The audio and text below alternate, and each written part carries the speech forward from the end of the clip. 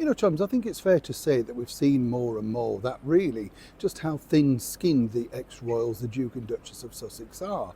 You know, they can't seem to take a joke. And when you think about it, you know, you would have thought, given all this time in the limelight, the best way to diffuse any problem would be to almost laugh back at it. But now there's another problem raising up, but one, in fact, that they could now finally control as ever. Let me explain.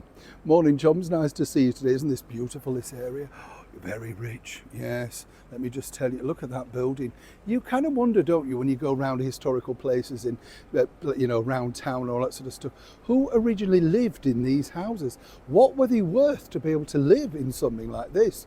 And well, yes, it's all right, you showing off. I mean, I know we've all got a window box, love, you know, but you know what I mean. On a serious note, you do look at this and think, who did live in this? And you know, this area is particularly rich.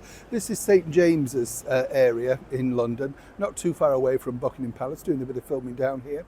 And you know, I thought I'd just take the time out to have a lovely, quick royal update chat with you. By the way, you know, I want to share this with you. It just does make me laugh.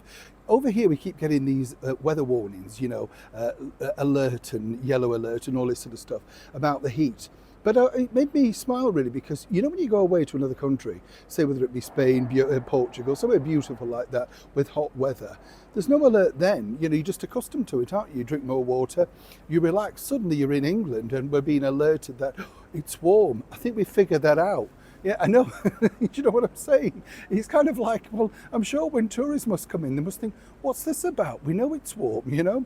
Love to know what you think to that, actually, in the comments below. Let's get back to your royal story of the day. As I said, Meghan and Harry really have a distinct lack of humour. And one of the best ways to get around the negative media that they have is to absolutely laugh at themselves, make fun of themselves, make people realise that, in fact, they don't take themselves too seriously.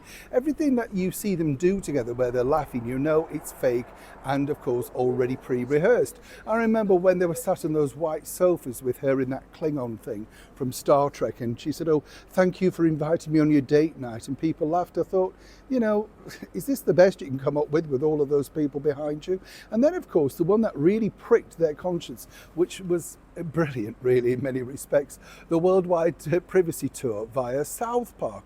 Now the story goes, right chums, that South Park are currently working on yet another version of this, slated to come round about August. And I would say that they will be stupid not to do this, because that particular segment was incredibly successful, revitalized the show. They made a lot of it on by syndication and all sorts of stuff, you know, literally clicks online. You just couldn't get enough of it because it was brilliantly written without actually naming the people, you know, the sort of thing.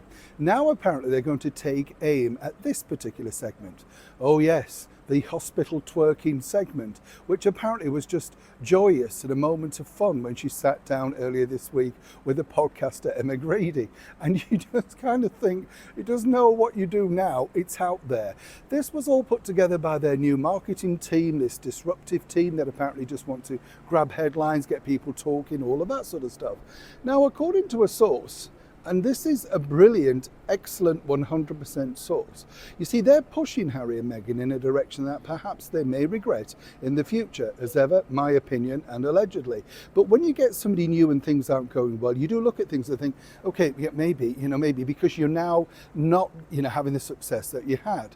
Their idea is to do something very simply, like replication of what she did with Gwyneth Paltrow. Now, was that a success? I wouldn't say so. But the idea, you see, is that, well, if you remember, Gwyneth pops up and says, well, what do you think? And there's Meghan shoveling in some pie with her feet on the table. And this was apparently supposed to diffuse the situation. What the team want to do is get in touch with the team at South Park to say, would you like to do something similar, where it looks like the Sussexes are in on the joke? So you can rip into them as much as you want, but they're happy with this because, look, now I would suggest that Paramount, the people behind it, all that sort of stuff, will decline because they can't do the joke on that way. But this way, it means that they're trying to push the Sussexes to sort of say, look, we're happy, we're fun, all that sort of stuff.